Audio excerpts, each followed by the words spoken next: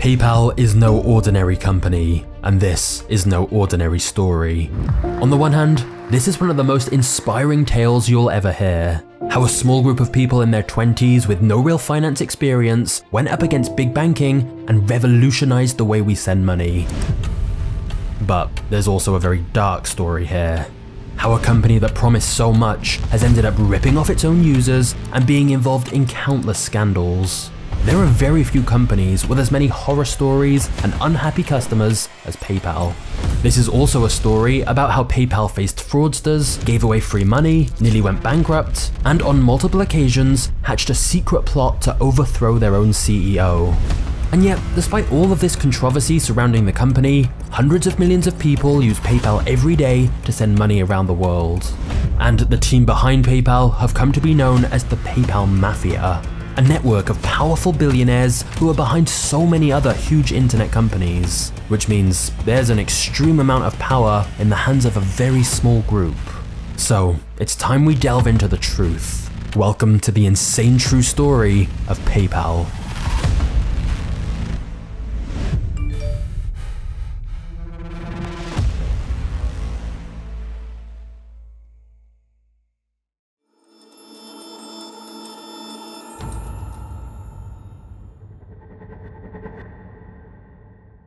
Max Levchin was only 10 years old when the Chernobyl nuclear power plant exploded.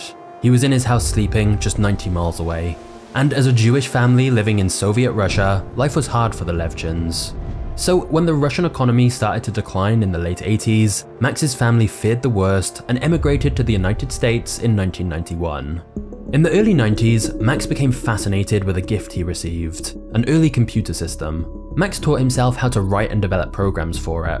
And throughout college, Max explored ways to use the internet to improve his own life and the life of those around him. Together with some friends, Max wrote and sold 2 separate computer programs, and in 1998, using the money he made, Max moved to Palo Alto in California. Max was hoping to build his own internet company, and this was quickly becoming the hub for young, tech-minded people wanting to capitalize on the dot-com revolution. But one day, whilst trying to escape the intense California heat, Max attended a lecture so he could have a nap in the air-conditioned lecture hall. Except, instead of getting some sleep, Max was riveted by the lecturer, a guy called Peter Thiel. Peter was already moderately successful in several fields. He was a startup founder, a hedge fund manager, and now an investor in tech startups. So after the lecture, Max cornered Peter and explained that he wanted to build a tech company. Peter's eyes lit up. The two of them arranged to meet for breakfast the very next day to discuss Max's ideas. During the breakfast, Max talked while Peter listened politely, but then Max started talking about writing programs for the Palm Pilot, which was the first popular handheld computer. It seems very primitive now, but at the time, there was a lot of excitement around this little device that could store your contacts, notes, and calendar. Max explained how creating new applications for Palm Pilots was an untapped market, and that was exactly what Peter wanted to hear. Peter believed in Max's technical skills and funded his first idea for $100,000 in 1998. Using Peter's money, Max founded a company called FieldLink, which would offer security for these Palm Pilot devices. Peter and Max both had big dreams for this business. However, they soon realized that their idea was completely flawed. The market for mobile security didn't exist yet. There were simply not enough customers. Not just that, but they soon realized Palm Pilot's parent company had already partnered with another business for their security needs. FieldLink had to change its business strategy immediately. But Max and Peter were still both convinced that mobile computer devices like this were the future. So they began to consider what else they could develop for the Palm Pilot.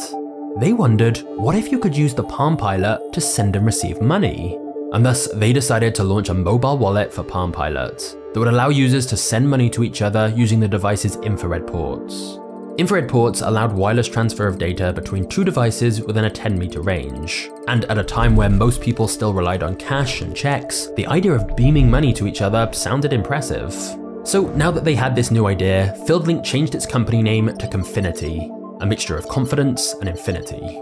As for their money beaming program, they came up with a bunch of name ideas: eMoneyBeam, Zappio, Momo, Cache, but they eventually settled on PayPal, which had a nice alliteration to it and could easily be used as a verb, like saying, just PayPal me.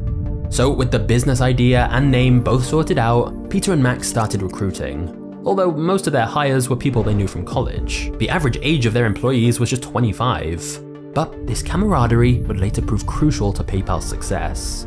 Peter also knew that investment would be critical for a young startup like Infinity to sustain itself in the initial years. Fortunately, the dot-com boom was at its peak, and there was no shortage of cash in Silicon Valley. With a better business plan, Nokia Ventures agreed to invest $4.5 million into their money-beaming idea. This investment allowed them to hire more people and set up a proper office. But Peter also realized it was a great opportunity to generate media headlines. So rather than Nokia just transferring their investment to Confinity's bank account, they staged a publicity event where in front of the press, Nokia would wirelessly beam the money onto Peter's Palm Pilot. Not only would this make a great news story, it would show the world the potential of Confinity's idea. The plan was good in theory, but the reality was the technology was still unpredictable. The infrared transmitter was notoriously buggy and unreliable. So just days before the event, Max and the team pulled all-nighters to code and repair the 2 Palm Pilots that would be used during the announcement. If this payment failed, people would completely lose confidence in the concept before they'd even started. But thankfully, the money transfer worked. And it seemed people loved the idea. Well, except for one man. Sitting in his office, this man watched the news story about Palm Pilot money transfers and said, "That's a dumb idea. They're doomed." And that man was Elon Musk.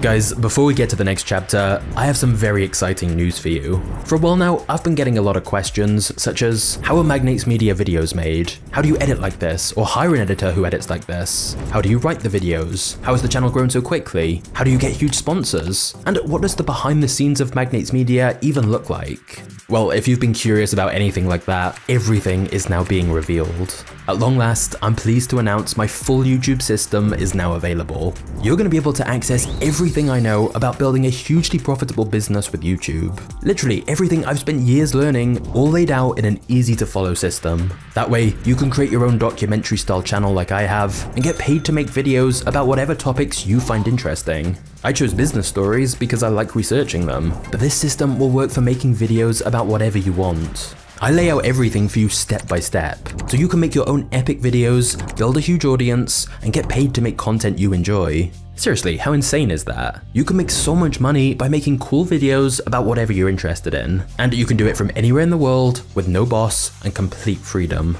Because the beauty with YouTube is that once you know how to make great videos and you have a library of content that people can go back and watch, those videos can be earning you passive income for years to come.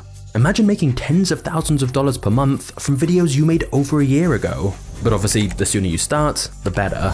So if you want to learn how you can make videos like this and build your own hugely successful YouTube channel, just click my course link in the description below. I'm certain you're going to love it, so just scroll to the description now and click the course link. I'll see you there.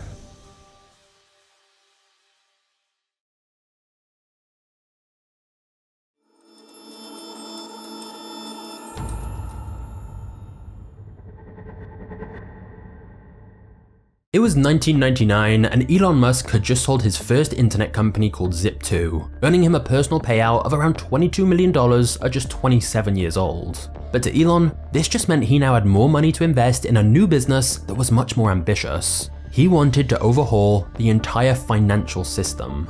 You see, before starting his own business, Elon had interned at a bank and had witnessed firsthand how little banks seemed to be innovating. Banks were tied up with expensive, outdated systems that made transactions extremely slow. Most people still relied on sending checks by mail, which was extremely slow and inconvenient. But Elon felt the internet was going to enable all of that to change, and since the banks didn't seem to be doing it, he'd do it himself. Elon saw a future in which all of our financial needs were met by one single platform. He wanted to build a company that would offer savings and checking accounts, loans, insurance, mortgages, lines of credit, mutual funds, and even stock trading, all in one place and all connected to the internet. And thus, Elon named his new business X.com, as he felt this encompassed the idea of a digital superbank that would do everything. Elon then invested the majority of his Zip2 money into this new company. This was very uncommon in Silicon Valley, where most entrepreneurs rely on investors. But after being sidelined by investors in his previous business, Elon was determined to keep full control this time around. And putting his own money in also had a positive effect, as it showed everyone just how much Elon believed in the idea. But despite the hype and plans to change the world, X.com looked like it might be dead before it had even begun. Many believed integrating every financial service under one company would be a regulatory nightmare. In fact, it was actually illegal. At the time, there was the Glass-Steagall Act, which banned the merging of retail banking and investment banking. However, Elon believed he could ignore these restrictions and regulations for the time being. He told his team, "We shouldn't be afraid to break a few eggs along the way." Elon would end up firing most of the original executives on the team who didn't think his vision was possible. Elon then hired Bill Harris as CEO, as he'd been the former CEO of a successful financial software company. He also began expanding his software development team, and soon enough, the X.com product began to take shape.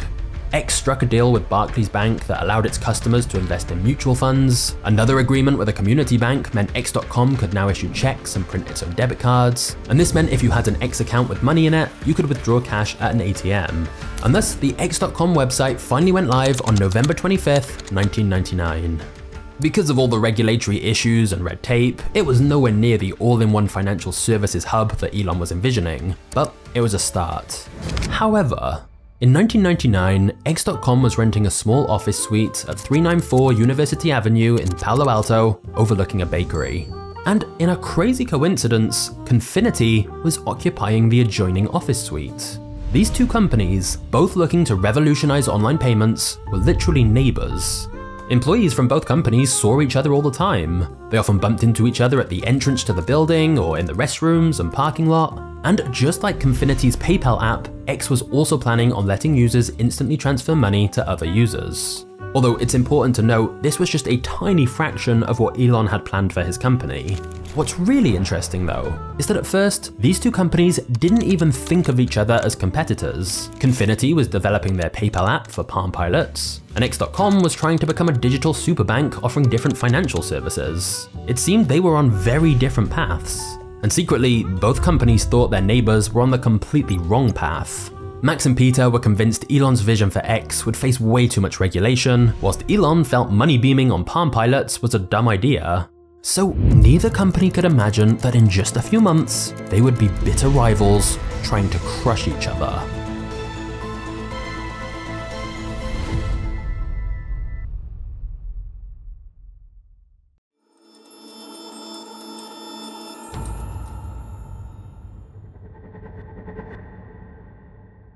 The news story about beaming money from one Palm Pilot to another was exciting, but the publicity didn't get that many people actually using PayPal. There were obvious flaws with the idea, like what if you left your device at home? And not just that, the majority of people didn't even have Palm Pilots. So in a late night brainstorm to try and solve these problems, Max casually threw out an idea. What if on the PayPal website, you could also send money to someone's email address? In his mind, this was nothing more than a temporary solution until they found a better option. Certainly nobody thought this would be a core feature. It was simply meant to be a safeguard for people who forgot their Palm Pilots at home. But then something interesting happened. Within a few weeks, everyone was using the PayPal email feature much more than their Palm Pilot system. Because anybody could sign up to send and receive money using just their email address, no specific device was needed. And that same year, more Americans chose to send emails than actual letters. And so it soon became clear that sending money via email, rather than using Palm Pilots, was actually way more useful and popular. PayPal could ride the wave of people adopting email. So what had intended to just be a backup plan was actually an instant hit with consumers. PayPal began gaining thousands of users, and this led the team to realize they needed to focus purely on email payments, not Palm Pilots. However, in another crazy coincidence, at almost the exact same time, in the same building, and facing the same problem of acquiring more users, Elon Musk and X.com were coming to a very similar conclusion. Elon Musk was not remotely excited by email payments. He said, "It's trivial to do a money transfer. It's literally moving numbers in a database. It's super dumb. My kid made one and he's 12. And yet, Elon would tell people about all the other financial services X.com was working on, but it was always the simple email payment part that everyone seemed interested in, which was the easiest part of what they did. And so, just like the PayPal team, Elon had not set out to focus on email payments. It was meant to just be a small side benefit, but the market clearly preferred this to any of their other features. And so, X.com also began to focus more on sending and receiving payments via email. And thus in late 1999, these two companies in neighboring offices, each with a very different original business plan, had accidentally stumbled into offering the same service, sending and receiving payments via email. And this would begin a bloodthirsty battle that would change banking and the internet forever.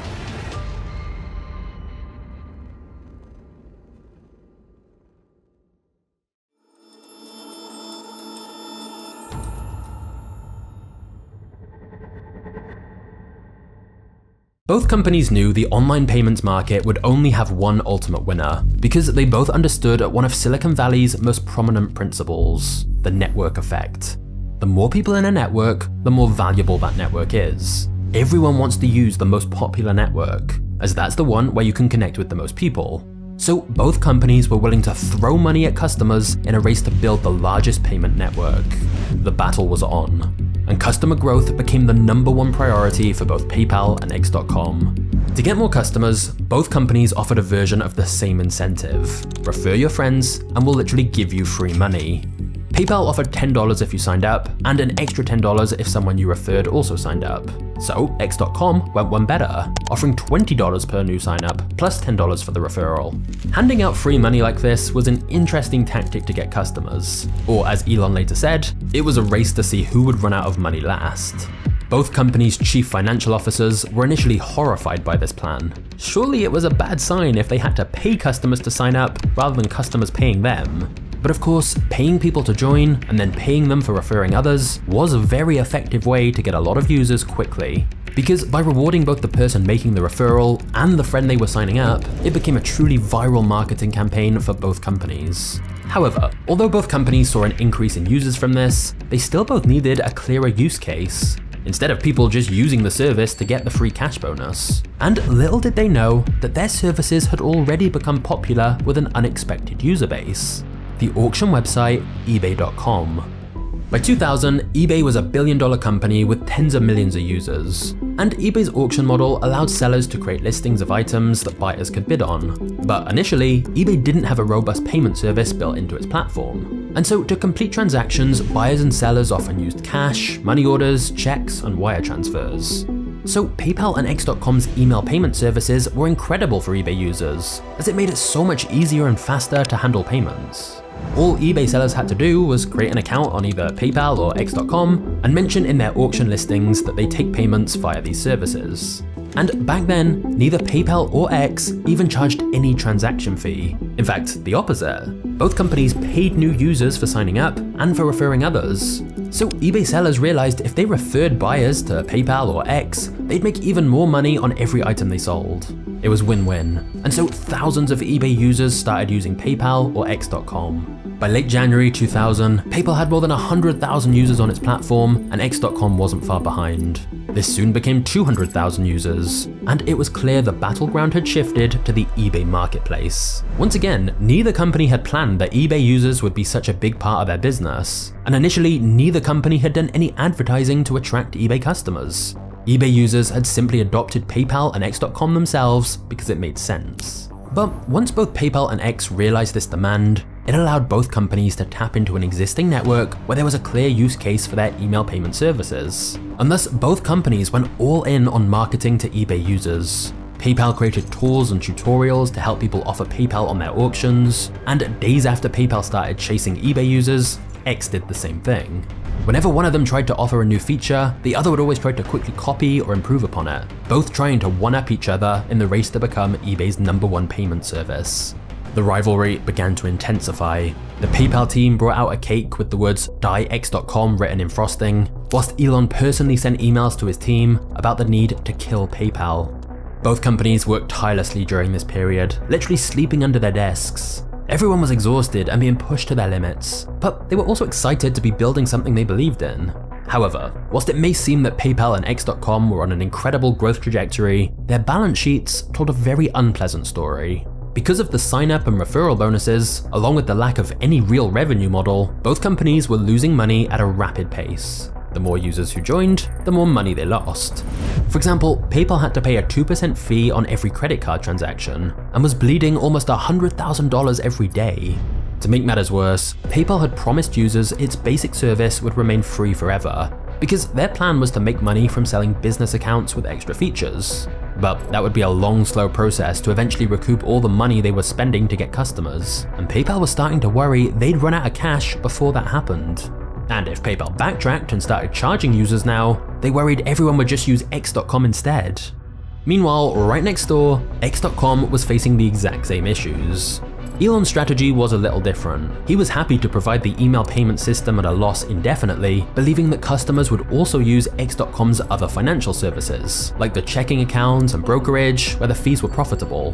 But the reality was, users just didn't seem that interested in these other features, as they could already get those from their traditional banks, which they trusted more. So, both companies continued to lose more and more money as they raced to get more eBay users for their unprofitable email payment services. PayPal had a small lead in terms of users, but Peter and Max were extremely nervous. They could see X.com catching up to PayPal and knew that X had more funding. To ensure PayPal didn't go bankrupt, they needed to do something drastic to survive. And thus, one day, Peter Thiel walked to the office next door to have a secret meeting with Elon Musk.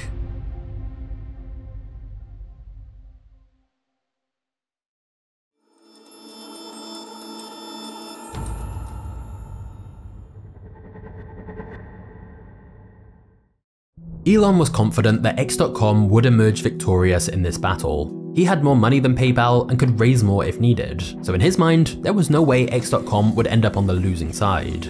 But Bill Harris, who was X.com's CEO, didn't share Elon's optimism. He thought both companies were spiraling towards mutual destruction. In Bill's view, the online payment market was only big enough for one player, and so he felt the two companies would be much better off by merging together. And thus a meeting was arranged with the two most influential people from both companies, Max Levchin and Peter Thiel from the Confinity team, who were building PayPal, and Elon Musk and Bill Harris from X.com. Despite being fierce rivals, everyone could see the logic of having one dominant payment company instead of two competing companies. However, it's fair to say Elon was not particularly on board with the idea of a merger. He believed that X.com would crush PayPal eventually, and that merging wasn't necessary. But Bill persuaded Elon to at least explore the idea. The mood in the meeting was tense, and it soon got worse. Elon's first offer was that X should acquire PayPal, and that the PayPal team would receive just 8% of the combined value of the companies. This extremely lowball offer shocked Peter and Max, who left the meeting almost immediately. It seemed like the deal was a lost cause, and so the PayPal team pushed harder than ever to gain more users, which of course sent them closer and closer to bankruptcy. But as PayPal's users grew, the acquisition offers from X.com kept increasing. After some further negotiations, Elon eventually agreed to come down to a 55-45 split, which PayPal felt was much fairer. In fact, they were literally ready to agree to the merger, and then the big egos on both sides of the deal almost killed it. Elon made a comment to Max about how he was getting a steal, implying their deal was much better for PayPal. Max was furious by this and left. Max then argued that the only way this merger could work is if they became genuine partners, which meant an even 50-50 split instead. Elon was ready to back out of the deal completely because of this, and continue their brutal fight. But then X's CEO, Bill Harris, dropped a bombshell. He told Elon that if X didn't merge with PayPal, he'd resign. Bill believed it was unclear which side would win, and it'd take a huge amount of time and resources to figure it out, so merging the two companies was the only thing that made sense.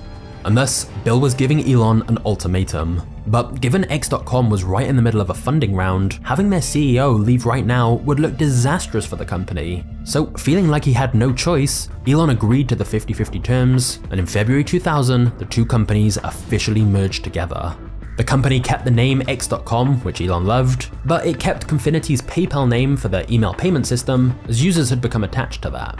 Elon, the largest shareholder, took the role of chairman, whilst Bill retained his position as CEO. Peter Thiel was made senior vice president of finance and was responsible for finding investors, and Max continued his role as CTO. The battle for the eBay marketplace seemed like it was finally over. Thanks to the merger, they could make a powerful pitch to investors. One united payment company that no longer had any major competition. By combining their user bases, they could go on to dominate the entire online payments market. Because instead of competing with each other for customers, they could now focus on other serious issues, like generating revenue and reducing operating costs. And so at first, it seemed everything had worked out perfectly. PayPal continued to attract 12,000 new users per day, and Peter even secured a record $100 million in funding just in time before the dot-com bubble burst and many other internet companies went bankrupt. With $100 million in the bank and a growing customer base of 1 million PayPal users by the end of March 2000, it seemed like the company's future looked very bright. However, the actual reality was very different. Under the surface, several even bigger problems were bubbling up. Firstly, actually merging their systems together was not going to be straightforward. X.com and Confinity had entirely different user bases and websites, whilst X had been built on Microsoft Windows and Confinity's PayPal was built on Linux. Not just that, but internally at the company, the merger meant the business now had duplicates in some roles. Like both X and Confinity had someone who oversaw finance. But now that they'd merged, two people were effectively doing the same job. PayPal was also receiving thousands of customer service calls a day, which it simply couldn't handle. At one point, they literally just unhooked the phone lines, although this resulted in someone thinking PayPal was keeping their money hostage. So he showed up at the PayPal office with a gun to demand his money. After the merger, the company also became much slower and less efficient, with decisions taking way longer, and many employees being unsure who they were even meant to report to. It didn't help that the two companies had been such fierce rivals, and now everyone was supposed to get along as one happy family. The reality was the PayPal side and the X.com side still felt separated, even though they were officially on the same team now. And it wasn't long before cracks began to appear in the relationship between X.com executives. For example, Peter wasn't impressed with some of Bill's decisions as CEO. Bill was keen to end the referral bonus and start charging customers for using PayPal, even though they'd always promised to be a free service. But Peter disagreed, and also disliked that Bill seemed to be introducing more meetings and formality within the company. Eventually, Peter Thiel resigned. Peter's resignation sent a shockwave through the organization, and it was soon clear that Peter wasn't the only one who had issues with Bill's leadership. Both Elon and Max had a lot of concerns about how slowly new features were being rolled out after the merger. Elon in particular felt Bill was focusing too much on PayPal and not on his bigger X.com vision. He also felt Bill was hiring too many executives from traditional finance, the same kind of people who worked at the banks Elon wanted to disrupt. But perhaps most importantly, Elon had never forgiven Bill for the ultimatum that had forced this merger in the first place. All of this, along with Peter's departure, meant that Elon Musk, Max Levchin, and a couple of other high-ranking executives had all come to the same conclusion. They needed to overthrow Bill as CEO. Behind Bill's back, the rebels secretly conspired to go to the board with an ultimatum. Either remove Bill as CEO, or we're all resigning. Since Elon and Max both had board seats of their own, they only had a few other board members to convince. And so, before Bill could do anything about it, he was forced to step down as leader.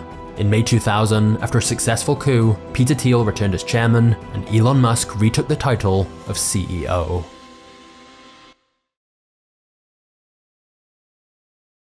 But before we get to the next chapter, it's time to answer a question I get a lot. How can you make your own YouTube videos if you don't have time to edit them or hire any help?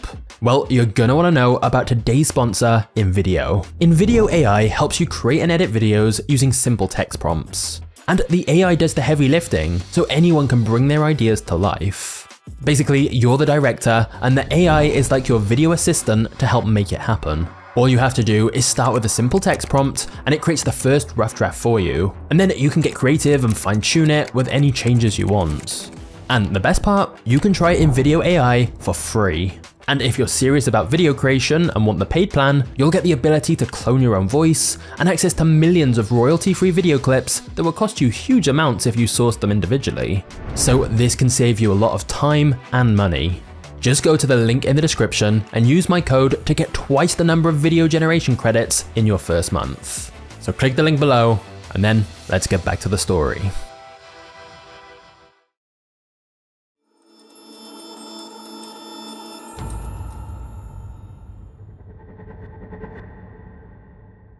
With Bill gone, Peter back in the mix, and Elon calling the shots, it finally seemed like the internal battles had been settled and PayPal could continue expanding. However, keeping PayPal free forever wasn't going to work, as it cost PayPal millions in credit card transaction fees to process payments. And so in the summer of 2000, they introduced paid business and premier accounts, which offered more features than the standard free accounts. In exchange for a 1.9% transaction fee, you could get benefits like a dedicated 24-hour customer service hotline and automatic balance withdrawals to your bank account. A week after the launch of their premium services, PayPal had more than 9,000 premium customers. For the first time in PayPal's history, they were generating a small amount of revenue. But then suddenly, a new enemy appeared that threatened PayPal's entire existence: eBay. You see, at first, eBay had been fine with PayPal since they were making payments easier, which meant more people were using eBay. But by the end of 2000, half of all eBay listings had PayPal as their preferred payment option. And eBay had realized they were missing out on a lot of money by not handling all those payments themselves directly. PayPal was essentially running the cash register on eBay's store. eBay had already bought their own payment system called BillPoint. And even though payments wasn't eBay's main business, they felt like every sale that went through PayPal stole a little bit of income from them. So throughout the year, eBay began trying everything they could to get its users to switch to BillPoint instead of PayPal. Firstly, eBay restricted logo sizes on listings, making the PayPal logo hard to find in a user's description. But PayPal responded by designing tools to help its users resize their logos and stay within the guidelines. Next, eBay automatically enrolled new auctions into the BillPoint system, meaning that unless you found the obscure opt-out button, you had to use BillPoint as a payment option for your auction. In response, PayPal publicly posted eBay's customer service number, encouraging users to phone eBay directly to complain. And sure enough, after getting flooded with calls, eBay removed the feature. But the battle between eBay's BillPoint and PayPal only intensified further. One major threat to PayPal was when eBay introduced the Buy It Now feature that allowed a user to skip the auction process and buy the item at a fixed price immediately. In reality, this was a ploy to funnel customers to BillPoint, which was the default payment service when a user pressed Buy It Now, cutting out the part where you would normally agree a payment method with the seller. This tactic succeeded, and BillPoint's users quickly grew from 10% to 20%. But PayPal had victories elsewhere. They built more tools designed for eBay users, like a feature that auto-completed the eBay payment page with PayPal selected as the payment option. PayPal also started offering 1.5% cashback to sellers using debit cards if they made PayPal the only payment service on their auctions. Of course, this just ramped up tensions further. eBay then responded by directly emailing their users to explain the ways BillPoint was better than PayPal, including how BillPoint was officially owned and endorsed by eBay. They also partnered with Visa and said there'd be no fees on Visa transactions done through BillPoint. And they even renamed BillPoint to eBay Payments to make it sound more official. But despite all the tactics eBay tried, it was still no match for PayPal's free service, which people had come to love. PayPal was still the most preferred payment service on eBay by far, and PayPal had now gone international and allowed users from around the world to open accounts. And so as the year 2000 ended, PayPal had processed $1 billion in transactions in total since its inception. Their Q4 report showed $7.4 million in revenue, a big increase from the previous quarter of just $1 million in revenue.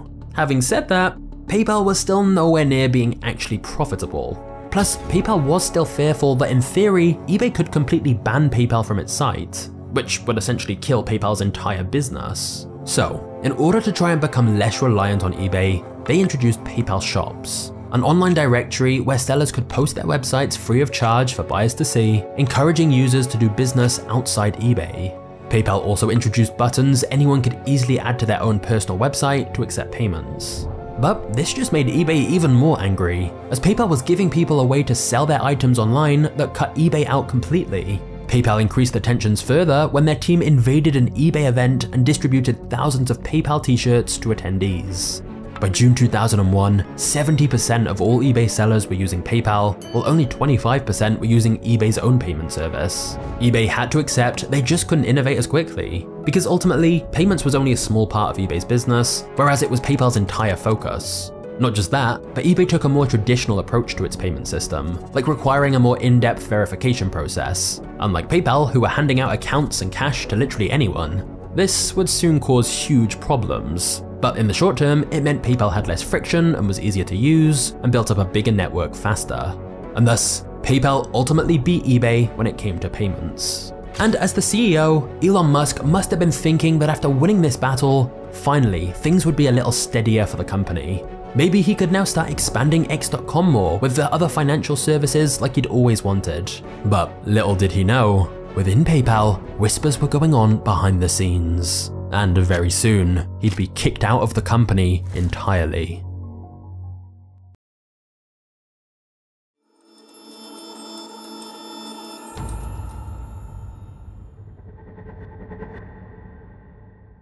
Part of the reason PayPal had grown so much faster than any competitors was that it had offered such generous welcome bonuses and made it extremely easy to join and use its services. But PayPal did not have proper verification and screening processes in place, and it soon became clear that this had created an insane amount of fraud and scams. One PayPal employee admitted, "We would be issuing lines of credit to people that either weren't real people or had stolen someone else's identity." There were people joining with names like Mickey Mouse and somehow managing to get access to lines of credit and make payments. Plus, every single X.com user got sent a checkbook and debit card, despite the fact many of them weren't real people. Fraudsters had also written code that could open large amounts of new accounts in bulk, so they could claim the welcome and referral bonuses over and over again. Not just that, but PayPal was being used by shell companies and people with stolen credit cards. Many believed PayPal made it easier for criminals to funnel money around the world, giving it a bad reputation in the media. Scammers would even use PayPal to accept payments and then simply cash the money out before sending the buyer anything. And thus, PayPal was losing a staggering amount of money in fraud and fees, which meant Elon Musk and Max Levchin were arguing more and more often. Max was worried that the amount of fraud could destroy PayPal, but Elon seemed more preoccupied with his original vision for an all-in-one financial platform. In fact, Elon decided to create a newer version of PayPal called PayPal 2.0 that would offer all kinds of financial services in the future, just like he originally wanted for X.com. He ordered his engineering team to stop adding new features and updates to the original PayPal website and start building PayPal 2.0. Many employees at the company were not happy with this sudden change. While Peter and Max wanted to focus on PayPal as their main service, Elon still wanted to create a digital superbank. The tension was made worse by a crucial software disagreement. Elon wanted to use Microsoft, which X.com's site had been built on, whereas Max wanted Linux, which PayPal was currently built on. Elon reportedly suggested they should decide this huge decision over an arm wrestling contest. The truth was, there were pros and cons for both options, and the company was divided, but ultimately, Elon got his way. The engineers spent months rewriting the code to work for Windows, which many thought was a waste of time where they could have instead been working on new features and improvements. And thus, PayPal 2.0 caused a rift in the company and hurt morale. Meanwhile, costs were spiraling, and the business still didn't have a clear plan to profitability. However, perhaps Elon's most controversial decision, the one that completely soured his relationship with Peter and Max, was to kill the PayPal brand. Elon wanted PayPal to be renamed X-PayPal because he believed PayPal was just one of many services under X.com and shouldn't be the company's main focus. He even ordered that all references to PayPal be removed from the website and that typing in paypal.com would instead redirect users to X.com. Likewise, instead of wearing PayPal merch around the office, Elon handed out X-Rocks, t-shirts, mugs, and frisbees. But a lot of the team believed that their customers preferred the PayPal name to anything X-related. Some outright refused to update the website, saying they'd rather be fired first than kill off their brand. Peter and Max also opposed this decision openly. They argued that PayPal had created brand loyalty, and these changes would risk losing their customers' hard-won trust. However, Elon had already made up his mind. Max Levchin, Peter Thiel, Reid Hoffman, and several other influential team members all reached the same conclusion. Elon Musk needed to be fired as CEO. Thus, for the second time, a group of executives within the company conspired to overthrow their own CEO. However, unlike when Bill Harris was kicked out as CEO by a group of employees revolting, it wouldn't be quite as easy to get rid of Elon. He was the original founder of X.com and still the largest shareholder. So, the rebels met secretly to devise a plan. They agreed they would go to the board together and threaten that unless Elon was immediately removed, they would all resign. And they knew the perfect time to do this, as Elon had planned a vacation to go away with his wife Justine on their honeymoon in September 2000. That way, Elon wouldn't be able to fight back or try to persuade the board members that he should stay. And sure enough, as soon as Elon got on his flight and became unreachable, the rebels used that moment to confront the board. They drafted a vote of no confidence document to present and got signatures from many other PayPal employees who also agreed they'd resign if Elon wasn't removed as leader.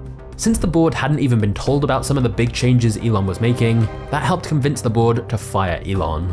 Of course, when Elon landed and eventually heard about the mutiny, he hurried back from his trip immediately, but it was too late. The board had already made up their mind. And just like at his first company, Zip2, Elon was sidelined again from a company he'd built with his blood, sweat, and tears. Elon was shocked and heartbroken by the betrayal. He'd invested almost all of his own money into X.com and been working crazy hours, but it was no use. Elon said, "This whole thing is making me so sad that words fail me. I have given every last ounce of effort, almost all of my cash from Zip2, and put my marriage on the rocks, and yet I stand accused of bad deeds to which I have not even been given an opportunity to respond." 2 days later, Elon was fired from the company, and Peter Thiel became the new CEO.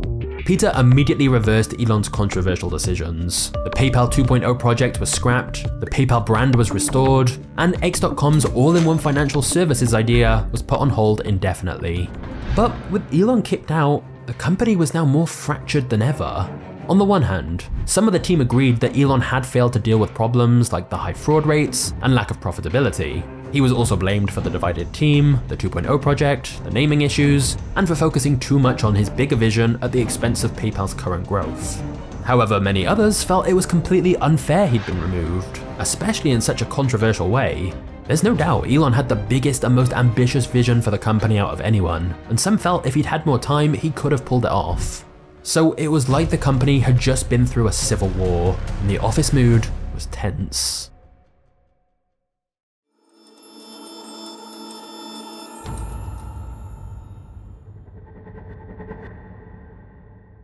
Over the next few months, PayPal's users grew faster and faster. By July, PayPal was processing almost $5 million daily. And whilst fraud had been costing the company millions, Max took it as his personal mission to tackle the issue. For example, one of PayPal's problems was that bot accounts were being used to wire money around the world. At the time, there wasn't a universal way to check if it was an actual human opening a new account. So Max created a system where the sign-up page presented the user with a picture. It was a series of letters and numbers with black lines across the image. To the human eye, it was easy to see the characters, but back then, computers couldn't figure it out, so they wouldn't be able to set up new accounts. The idea became the first popular captcha system online, and it soon spread around the internet. But Max's greatest adversary was an anonymous hacker who called himself Igor. Igor opened up countless fake accounts, and every time Max shut down an Igor account, new ones popped up in their place. Igor even wrote to Max, taunting him, saying he'd never be shut down. However, the more time Max spent finding and closing Igor's accounts, the easier it was for him to spot criminal activity. Max realized that most PayPal clients use their accounts in predictable ways. If an account sent money too frequently or in unusually large amounts, it stood out from the normal pattern. So Max wrote programs that flagged and froze suspicious accounts. Using hundreds of variables, its algorithms got better and better at identifying subtle patterns to detect fraud. And ultimately, PayPal's run-in with fraudsters gave it a competitive advantage, as they worked to create complex fraud-fighting tools, essentially becoming one of the first big data security companies. This pushed many fraudsters to attack PayPal's competitors instead. The only problem was that while it solved a lot of fraud, innocent users also sometimes had their money frozen by Max's program. But we'll get to that. For now, PayPal still had an even bigger problem to think about, actually becoming a profitable business. They'd so far been relying on investor money, but that wasn't sustainable forever. Up until this point, PayPal had a freemium model. You could use it completely for free with no transaction fees and just voluntarily upgrade and start paying transaction fees if you wanted some extra features. But eventually PayPal realized this wasn't going to be enough and decided they were going to force users to upgrade and start paying transaction fees. This meant completely backtracking on the promise they'd repeated over and over that PayPal would always be completely free. Some employees internally referred to the forced upgrade as the FU, a recognition that this was the most controversial move PayPal had made. Unsurprisingly, users were furious by the broken promise. One user wrote, "They got us hooked and then started charging. To think I helped promote you, build you up, and then you do this to us? You should be ashamed." The problem for users was that PayPal had wiped out all their competition by initially not having fees. So now, even if users were unhappy, they didn't really have any alternatives. They had to stick with whatever PayPal was charging them if they wanted to keep sending and receiving online payments. It's a classic business trick. Offer something amazing to get market share initially, but then as soon as you have a near monopoly, you can start doing whatever you want. PayPal had lured people in with a great deal, but changed their policy once customers had no real alternative for email payments. Of course, PayPal is not a charity, and so it had to find some way to become profitable. But the fact they'd blatantly broken a promise was a warning sign of the much shadier things PayPal would soon be doing to its customers.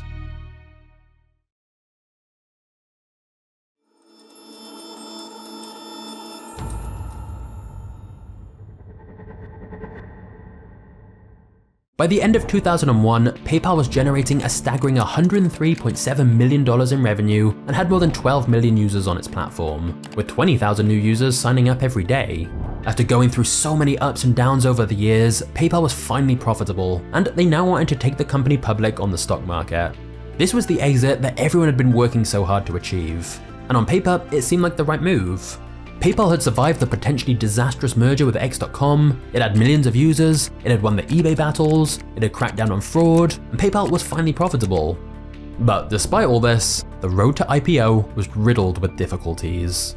During the lead up to the IPO, several companies filed lawsuits, claiming that PayPal violated patents. The timing was designed to disrupt the IPO and get a quick settlement, but PayPal diligently fought each one. Then, just one day before it went public, the Attorney General of Louisiana claimed PayPal didn't have proper state banking rights to make payments, and it would block PayPal within the state. Meanwhile, the Securities and Exchange Commission accused PayPal of violating the quiet period before IPO. Because of all this, newspapers began running negative news stories about PayPal. It also didn't help that PayPal was the first company to announce an IPO after 9/11, and many also felt the effects of the dot-com bubble were still lingering.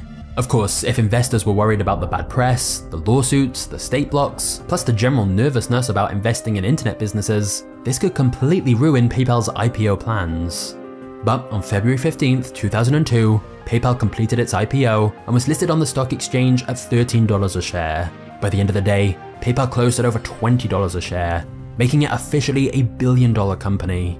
All the hard work of Peter and his team over the years had finally paid off. From a failing startup with 6 employees, PayPal had turned into a fully fledged business with over 750 full-time employees. Everyone celebrated, champagne flowed, music played, and people danced on their desks. Within the Palo Alto offices, it felt like PayPal had conquered the world. But nobody in the office knew that just 2 months later, their world would be turned upside down.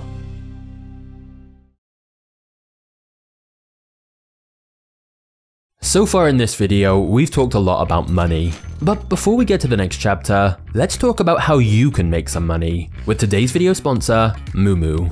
Moomoo is a stock trading platform with 0 commission fees on stocks, ETFs, and options. But remember how PayPal had a welcome bonus for new users back in the day? Well, I think Moomoo has an even better deal for new users. If you just deposit $100, you get 5 random stocks completely for free, and these can be worth anywhere from $2 to $2,000 each. And that's just for making a deposit. You also get up to 8.1% interest on uninvested cash. So this really is an amazing deal for new users. Plus, Moomoo is an award-winning stock trading platform with free financial analysis tools that can help you with your investments. And they support pre-market and post-market trading as well. There's also no subscription fees and no account management fees. So if you want to get started right now and unlock those free stocks, just click the link in the description.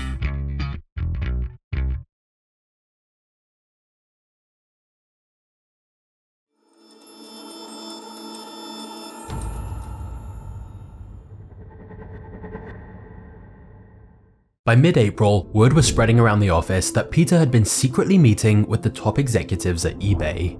And then the rumors started.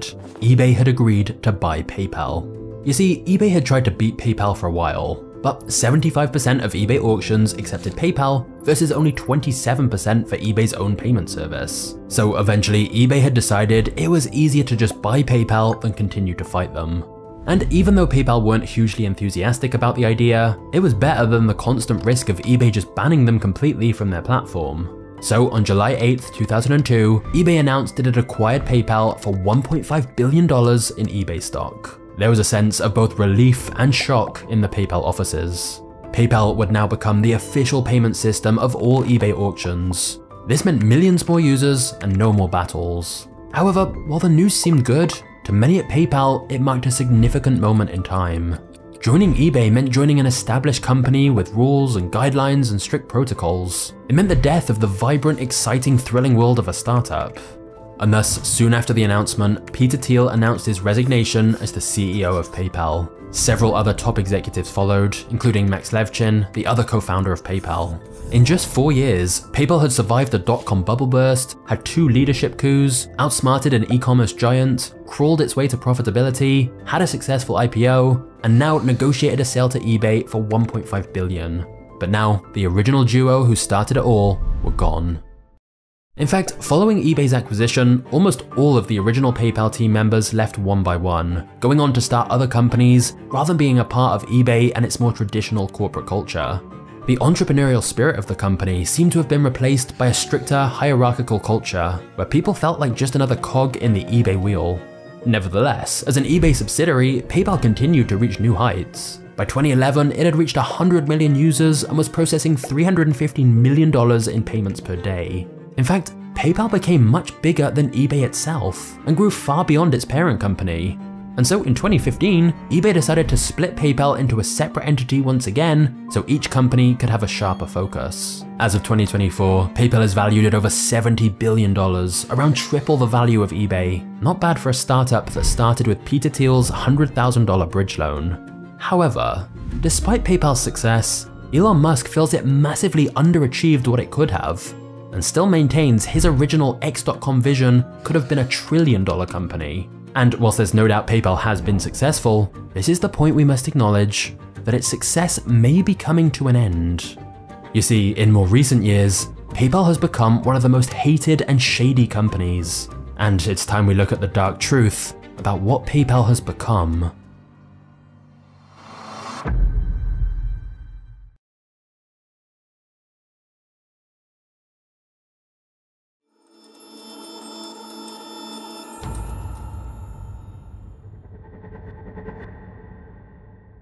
On Trustpilot, PayPal has a shocking 1.3 average rating from around 30,000 reviews. In fact, if you look up PayPal reviews anywhere, from Reddit to YouTube, you'll find an endless amount of people who have been screwed over by PayPal. Just search PayPal horror stories and you'll realize how big of a problem there is with PayPal. Like users talking about how PayPal stole their money, froze their accounts for no reason, lied to them, gave them terrible support, or were just dishonest and rude. One of the biggest issues with PayPal is that it's surprisingly common for someone to have their account shut down for no reason. PayPal then often hold all of their money for up to 180 days with no explanation given. And if you try to contact their support, you'll often be met with awful and unhelpful customer service. People repeatedly talk about how PayPal treat them like criminals when they've done nothing wrong. In fact, I've seen people who used PayPal for their small business, but then without any warning, PayPal just blocked them and seized all their money for 6 months with no reason provided. This has caused people's entire businesses to go under, as they can no longer pay their suppliers or staff. A second big issue is how PayPal's fees have just gotten higher and higher. For a company that gained market share by repeatedly promising to always offer no transaction fees, it's quite amazing how high the fees have now gotten, especially when dealing with payments in other currencies. PayPal was meant to be better than traditional banks, but now it's often not. For example, in the US, Zelle has no fees for instant payment transfers. And in many countries now, the banks themselves offer instant, fee-free money transfers. So it's perhaps not surprising that PayPal's stock price has fallen dramatically. Now, PayPal may try to claim that their service offers more payment protection, but that doesn't really seem true either anymore. You will find hundreds of thousands of people talking about getting scammed while using PayPal, and how PayPal regularly side with the scammers. I saw countless stories where a buyer or seller had provided clear proof they were in the right, but PayPal made no effort to actually figure out the truth. It's like they just couldn't be bothered to waste resources on it. As long as PayPal got their fee, they didn't seem to care.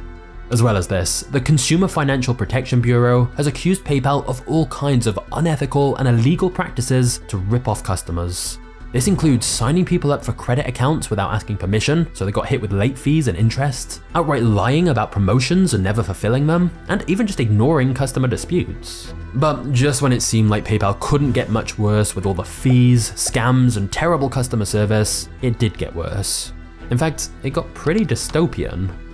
PayPal updated their policy to say anyone posting misinformation can be fined $2,500.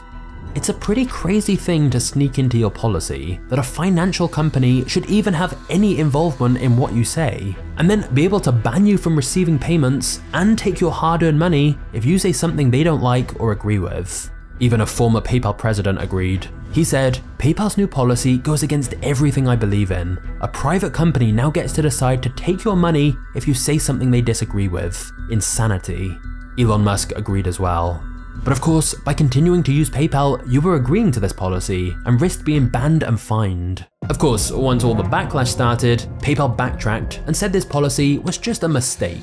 However, once the outrage died down, some people pointed out that the penalty for certain violations still seemed to be there. And given PayPal's track record of broken promises, it's definitely hard to fully trust them. Personally, I would not recommend keeping large amounts of money in your PayPal account. I've just heard of so many people who have issues with PayPal, and most of the horror stories I read were people who'd been a customer for years, which is why they were so shocked when PayPal suddenly froze their account and refused to help them.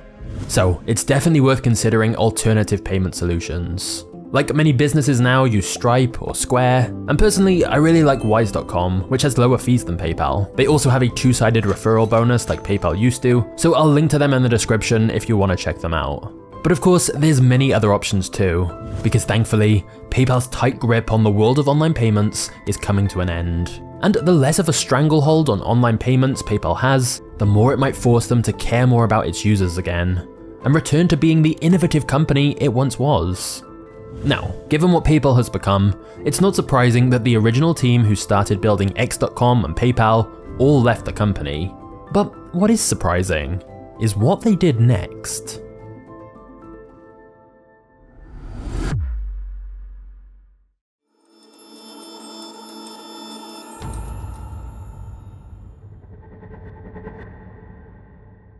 For many of its earliest employees, PayPal became a crash course in how to build a startup. And thanks to the lessons they learned, PayPal employees went on to be involved in some of the world's biggest tech companies. Engineers Steve Chen, Jawed Karim, and Chad Hurley left PayPal to co-found YouTube. Reid Hoffman, executive vice president at PayPal, founded LinkedIn. Peter Thiel became Facebook's first outside investor. Russell Simmons and Jerry Stoppelman co-founded Yelp. Elon Musk went on to build SpaceX and Tesla, fund OpenAI, and bought Twitter, which finally gave him a reason to reuse the X.com domain name he'd bought. And many more of PayPal's team became investors in prominent startups or became high-level executives at major companies. Either in public or behind the scenes, PayPal's alumni have been involved in almost all major Silicon Valley companies. As a result, Fortune released an article in 2007 that nicknamed the group the PayPal Mafia, a reference to how much influence this small group of former PayPal employees has. Meanwhile for Elon, after he was kicked out of X.com, a couple of years later he started SpaceX, and said his new goal was to colonize Mars. But in an interesting turn of events, when SpaceX was on the brink of bankruptcy, it was Peter Thiel's investment company that helped save the business, showing that even after everything, the PayPal Mafia stick together and help each other out. This so-called PayPal Mafia has changed how we shop, how we connect, how we learn, and how we live. However, if you want to know the story about the most interesting tech entrepreneur, you're gonna want to go watch this video about John McAfee. Just trust me on this one, you've never heard a story quite like this. Just click the thumbnail on screen to go watch that video now. I hope you enjoyed the story of PayPal, and I'll see you over in the next video in just a second. Cheers.